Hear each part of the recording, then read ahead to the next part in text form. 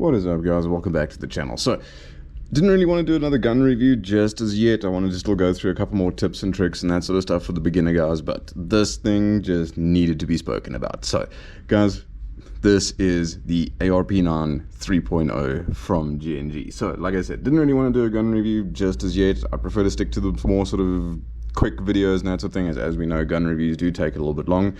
However, that's not going to be the case with this thing. Because the fact of the matter is, everyone knows the Arp9s. These things are incredibly popular. They have been popular for a long time, and especially with now Speedsoft, well, not now, but with Speedsoft becoming more and more popular, these things are the sort of weapon of choice for most Speedsofters out there. And obviously, it's all about these mags here. And obviously, the gun is super light, super compact, super small.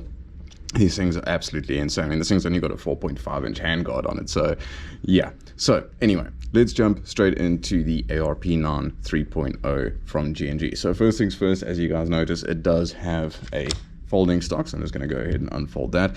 That is literally the complete size of this package. So externally speaking, you guys can see there's a whole lot of differences going on here, and I know some of you guys are already asking, like, you know, battery space, battery compartments, where is it?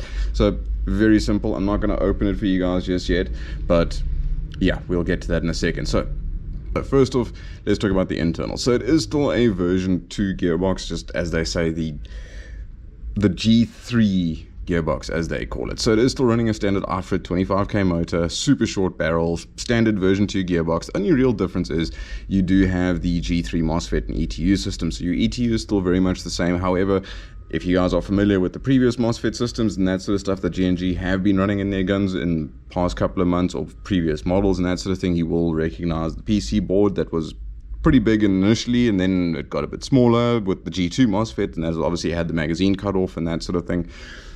This time around, your MOSFET sits roughly right about here in that sort of balance and gap between the shell, or the gearbox shell, and the lower receiver of the weapon. So super compact, everything's like sort of shoved in one place. It's actually pretty damn cool, if I'm honest with you. There's less things to get caught on, there's less things to break, and let's be honest, it is a common thing with the previous MOSFETs. The guys, when they do obviously, you know, unplug their batteries and they're pulling their MOSFET out of the stock so they can put their batteries in, sometimes they are pulling those wires off the PC boards, and you know, it's not necessarily a factory defect, and it's not necessarily the consumer's fault, but it is nevertheless a frustrating thing to have happen to pretty much anyone. It's annoying as all hell, especially if you break the wire on, like, you know, the first 10 minutes of a game and you haven't even got into your first game, or whatever the case may be. So this is now a thing of the past. It's completely mitigated, it is gone. So internally speaking, there's not a whole lot that's different. However, this particular weapon has been tuned and built in such a way, this thing is insane. So this particular one, when we did chrono, it came in at 1.51 joules, literally on the nose. Okay, now bear in mind that is the hop-up not set, so obviously the BBs are completely free and they can pretty much just travel at whatever speed they want to.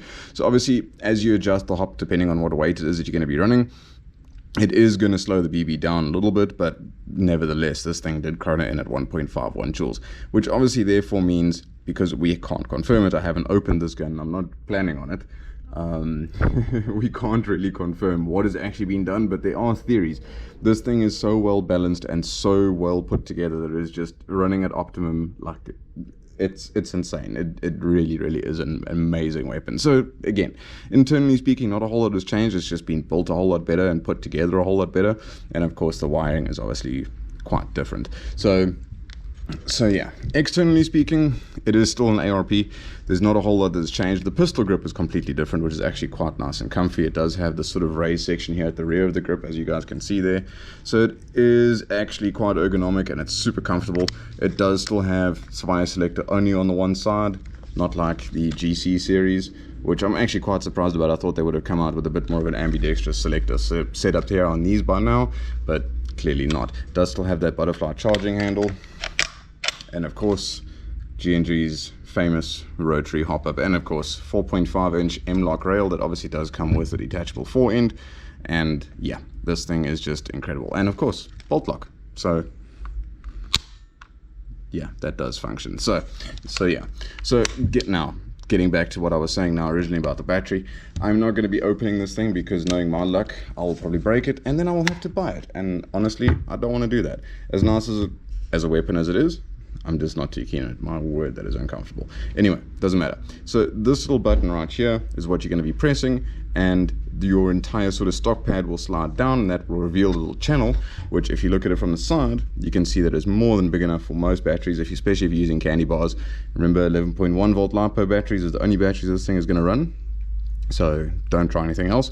It does fit in here perfectly. We did test it. Works like a dream. So yeah, not that difficult, not that complicated. I'm just not going to do it on camera. Like I said, my luck is that bad. Things will go wrong. However, for my male audience out there, let's just freak you out a little bit and let's bring out the manual, just so that I can give you guys a bit of a visual on the battery setup. Okay, that's completely unscripted, but hey, makes things interesting. Okay, so yeah, there it is right there. Okay, so obviously I cannot read Mandarin. I'm pretty sure most of you guys can't, but yeah, very simple in picture terms, because you know we all went to preschool at some point, I hope.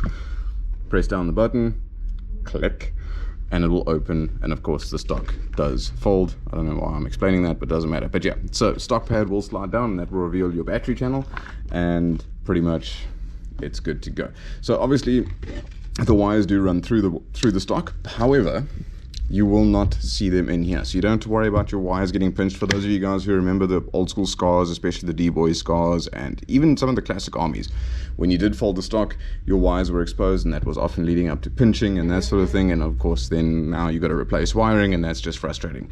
This does not work on that system. They do have a specific name for this. The name escapes me right now, so I can't remember exactly, but there are contacts here in the hinge, so it is completely wireless as such. I mean, there are wires in the system, of course, yes, but you're not going to be seeing any of them, so you don't ever have to worry about pinching any wires or anything like that. This gun is just incredible. It's super straightforward, super simple, and user-friendly as all hell. So yeah, pretty damn cool. Something else about the external that I just wanted to mention, I did forget about a little bit earlier, is this mag release. So obviously you guys that are familiar with the Arp9s will remember the paddle. So the paddle is still very much a thing. However, it does have this awesome little system right here that sits on the trigger guard, so obviously you can just activate it with your index finger and it's pretty much good to go. Of course, it does come with the 40 round shorty mag on it, which is pretty damn cool. But for those of you guys who have been using ARPs in the past, don't panic.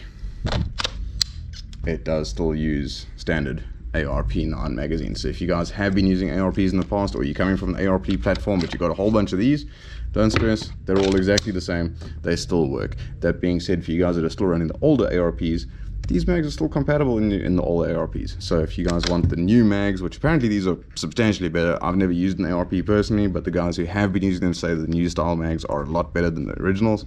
So yeah, for those of you guys that are still running the old school ARPs, there's an answer for you if you are having feeding issues.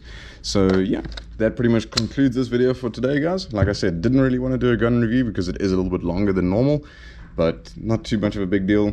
As you guys can see, this is a slightly longer video, but it doesn't really matter, it's all good. The Arp9 doesn't really need much explaining. This thing speaks for itself, so come on down, come check it out, or better yet, just go and purchase it and see for yourself. I can guarantee you guys won't be disappointed. So yeah, and like I said, guys, that pretty much concludes this video. So thanks for watching. As always, hit that like button, hit the subscribe button, and again, guys, get down in the comments and let us know what you guys want to see in the future, you know, content and that sort of thing. Let us know what it is that you guys want to see so that we know, and obviously we'll do our best to bring that content for you guys. So that being said, guys, as always, I'm Section, stay classy, and above all, call your hits, and we'll catch you guys in the next video.